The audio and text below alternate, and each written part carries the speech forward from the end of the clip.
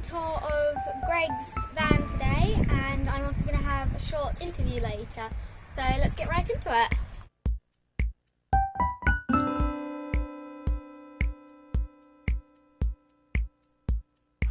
So, for our first part of the tour, we're going to be taking a look in the living room. Tell us how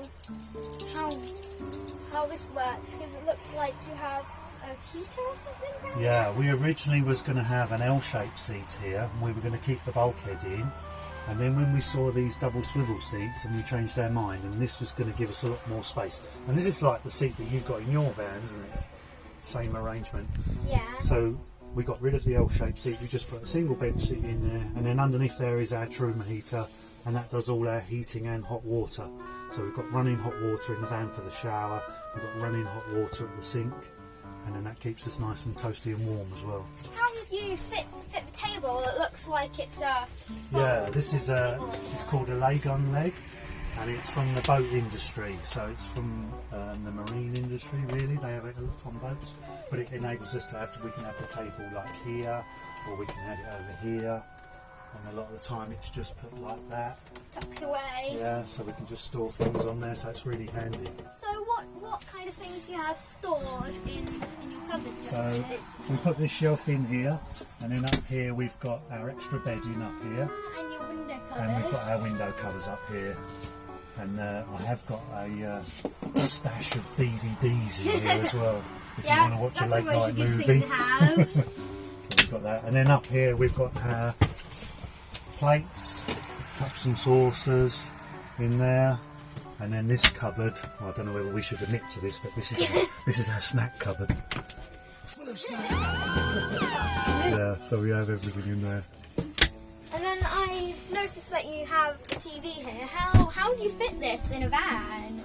Well, this is a lot of people put a 12-volt TV in because they want to run off their batteries, which is a very good idea, but we prefer to have a smart TV in here. So this TV we can connect to the Wi-Fi, we can watch YouTube and everything else, and it also connects to our DVD player when we want to watch movies. How hard was it to fit, would you say? It was really easy actually. It comes with a bracket, and you pull this little pin out at the top here, and then the bracket extends out, and you can turn it round and watch it in bed, or just have it extended out here. So if you've got a lot of people in here, we can have it out here, and everybody can get to see the TV then. Yeah, that would be helpful. Before we come over to the kitchen, when you're cooking, what would your setup generally be? Would this be out? Yeah, it would be, because obviously with the sink and the oven there wasn't a lot of counter space left, so we put that on the brackets there so we can chop here and we can prepare our dinner here. The kitchen sink, when I did the cutout for the kitchen sink, I then made that into a little chopping board that sits inside the bowl, so then we use that when we're cooking. And then we've got the oven, which has 3 gas burners, and it's also got a full oven and grill underneath.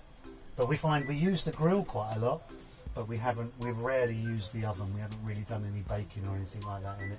We did cook a Christmas dinner in there, and we made some fantastic roast potatoes. That must have been yummy. Yeah. But in the sink, there's both a separate tap for drinking water. Oof, yep. That's quicker than I expected. Yeah, that's quite powerful. Yeah, I need to have a cup like that. We've got a tank underneath the van which stores our fresh water. So for just normal washing up or the shower, that uses the water that's underneath the van. And then this little tap, he runs off another container which is just in the kitchen cupboard, and we just fill that up with drinking water. We wanted that because you can't always guarantee the quality of the water that you're going to get. Yeah, like you can't guarantee it won't have like algae in there from being old exactly. or something. So we wanted to be safe, so for, it's not a great expense, maybe 70 cents for 5 or 6 litres of mineral water, and it just makes sure that we're drinking safely. Yeah. You put it on and pull it towards you, it'll come out the middle, and then if we click that button you'll get a shower.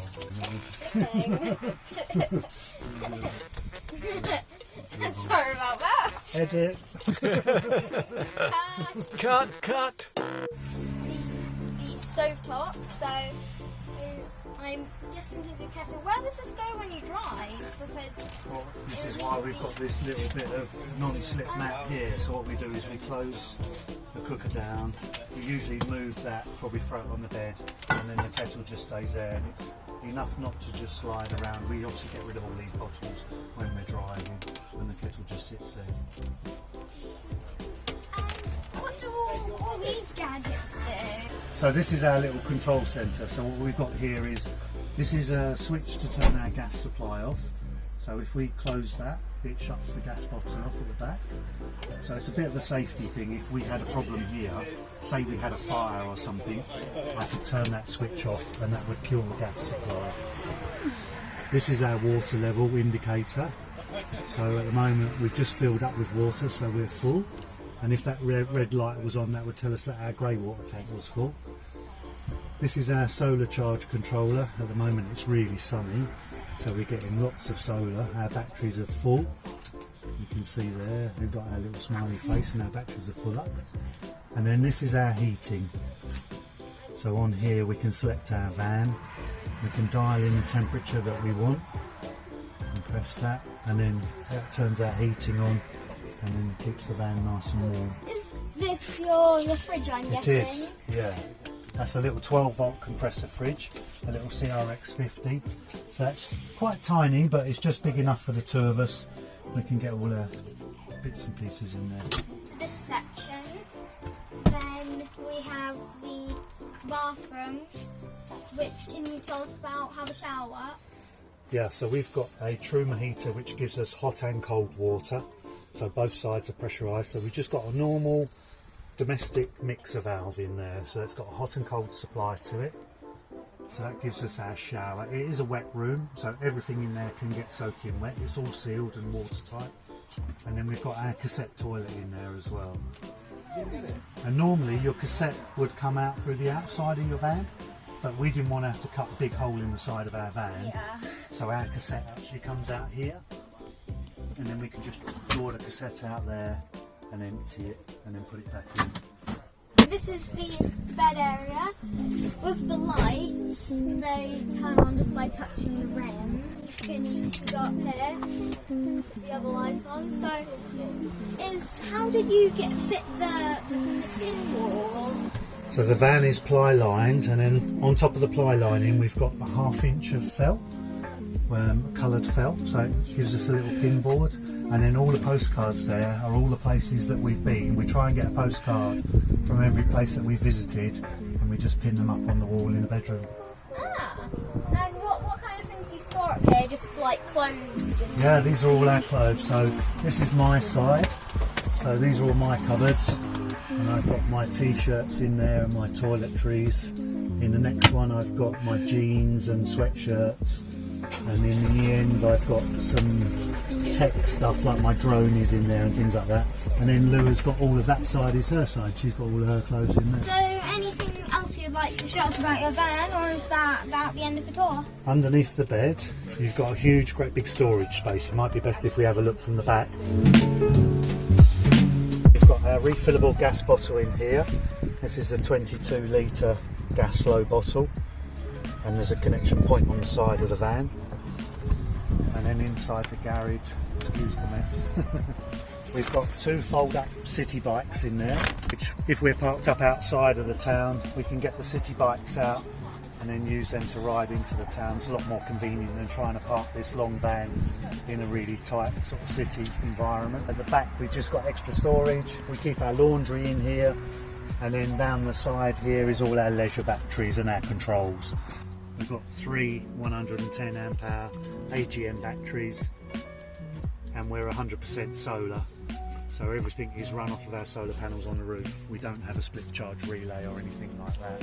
And we've found 18 months living in the van, there's only a couple of times where we've had to go on a campsite and actually plug into a shore power.